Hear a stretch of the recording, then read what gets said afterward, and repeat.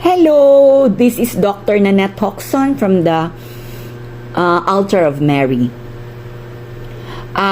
Sinabi ko na I told you about dun sa una kong unang vlog ko na ang judgment ng Panginoon can come as death, sickness sa iyo and sa family mo, and even to the 7th generation.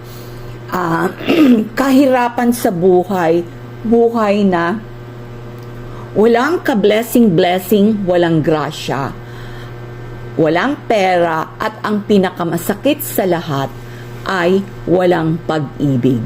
No? Hindi ka makakatikim ng pag-ibig, at ang pinakamahirap ay yung anak mo hindi makakatikim ng pag-ibig, no? Pwedeng ng bababae o ng lalaki ang kanilang mga anak, ang mga asawa ng mga anak nila, or meron silang minahal pero hindi sila minamahal.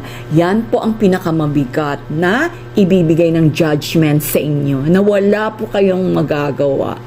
Okay? So, kailan po maging mabuti tayo dahil napakahirap ng judgment ng Panginoon. Alam mo, nagre-respond ako, imagine Altar of Mary pa pala yung ko sa TikTok.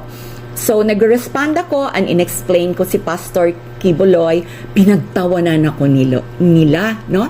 Pinagtawanan ako ng maraming natawa sa akin. Ito lang masasabi ko, woe to you. Okay? Wait for your judgment. Wala na ngayon. Starting today, hindi na po kayo pwede. Okay? Hindi nyo pwedeng masaling ang anak ng Diyos simula sa araw na to. Okay?